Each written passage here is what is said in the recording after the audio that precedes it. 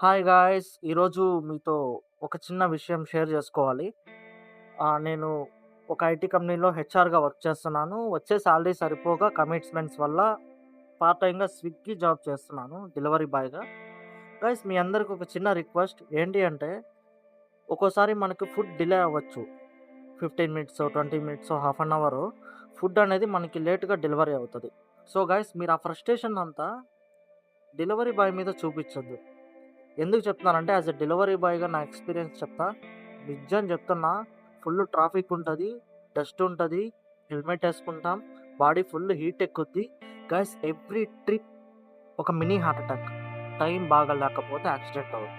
So guys cooperate చేయండి. ఒక్కోసారి food delivery delay అయితే కొంచెం అర్థం చేసుకోండి. ఎవరు కావాలనైతే ఫుడ్ డిలే చెయ్యరు. ఆర్డర్ డిలే చెయ్యరు.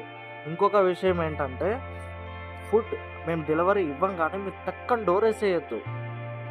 ఒక చిన్న స్మైల్ ఇవ్వండి. పికప్ చేసుకునేటప్పుడు ఒక చిన్న స్మైల్ ఇవ్వండి. ఆ ఒక్క స్మైల్‌తో నిజం చెప్తున్నా మాలో ఉన్న ఆ నెగెటివ్ థింకింగ్ గానీ, ఆ స్ట్రెస్ అంతా రిలీఫ్ అయిపోద్ది. కస్టమర్ సాటిస్ఫై అయ్యాడు అనేసి.